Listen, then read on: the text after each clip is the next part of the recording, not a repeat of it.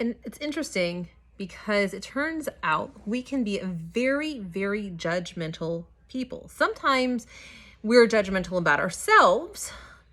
Am I good enough? Did I do a good enough job? Did I say the right thing? Sometimes we're judgmental of other people. Did you see what they were wearing? How could they have said that? What were they thinking? The truth is that as fun as it is to be judgmental, it doesn't actually necessarily get us very far. And by happenstance, when we do it, we decide that something is either very good or very bad. It's black or it's white. It's a dichotomy. And the truth is that that's not necessarily every single thing that is in life. This week's parsha we read, Ra'eh Anochi natan lefnecha hayom bracha u'kala. Behold, I set before you today blessings and curses. Within the context of this biblical narrative, we see that the Jewish people or the Israelites are set before them an option to following God's path. And if they do, then you know what? They're going to receive all of these blessings. And if they don't, they're going to receive all of these curses. At least if you read Deuteronomy in that very specific way, that's what it kind of portrays. But I want to challenge us and focus on the bracha ukala aspect of that verse.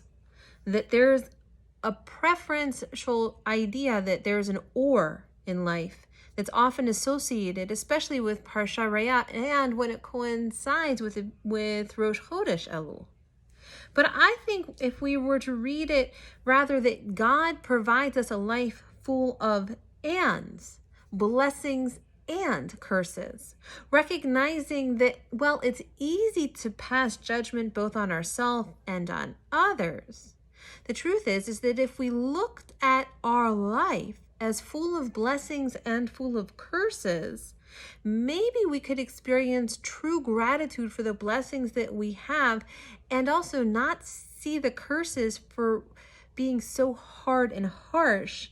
Maybe that they simply are there to teach us and guide us through various points of our life.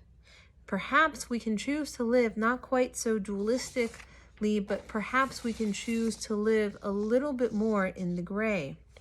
I remember when I was watching the movie Wilson's War, and there's this scene where Charlie Wilson is standing on the balcony and he's talking to Gus, who's the CIA rep, and Charlie's like, yeah, well, we really did a great thing. We pushed the Russians out of Afghanistan. It's going to be all roses now for the Afghan people.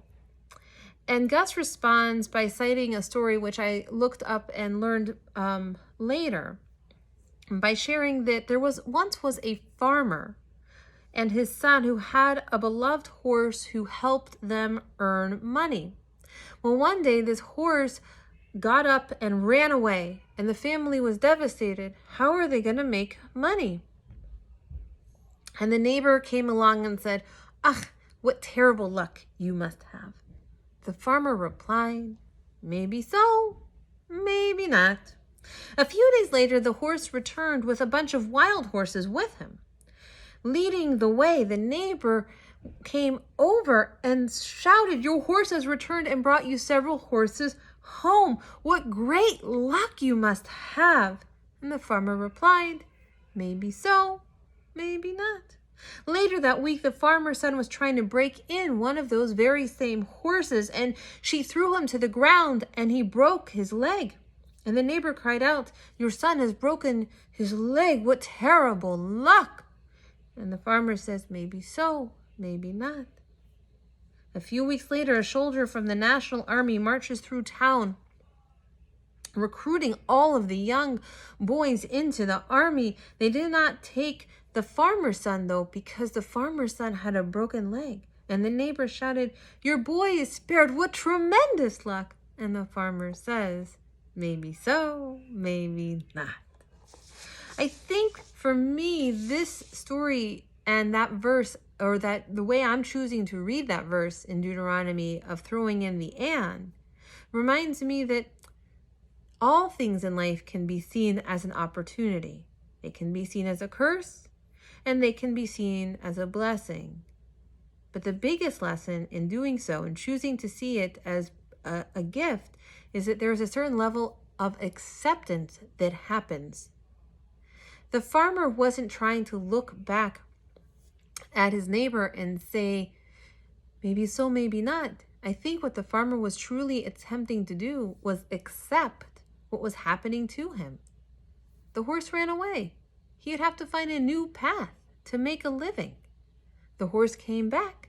He had more work to break in those horses. You could see he could have taken that moment as an opportunity to see things as good and bad at the same time. They brought money with the horses, and they may have saved his son, but who knows what his son's life will be like with a broken leg. The verse is really teaching us that living our lives in total, accepting the good and the bad, comes also from another piece in that same verse. Anochi noten lifnechem. I am giving you. I, God, am giving this to you. It's the Jewish practice to acknowledge both the positive and the negative together. The Shulchan Aruch teaches us that when we hear good news, we are in fact supposed to recite a blessing entitled Hatov Uhametiv, who is good and causes good. And we also, if we're doing it for the first time, recite the blessing, the Shechachianu, who's kept us alive, sustained us, and brought us to the season.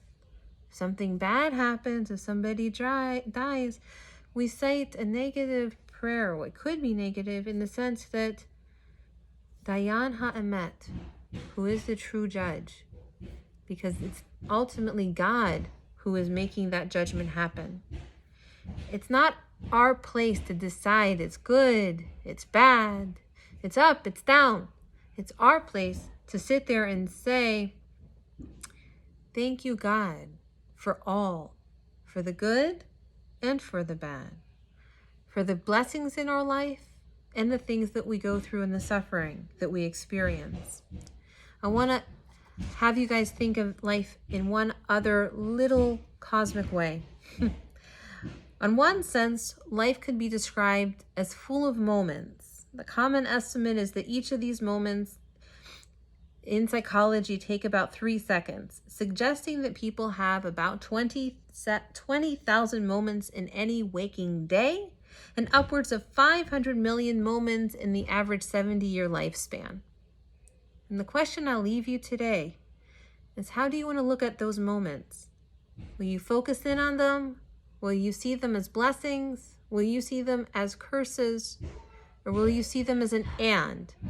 Recognizing that they are both a gift and something that we might need to just simply learn through and walk through with a little grace for it and for ourselves. Shabbat Shalom.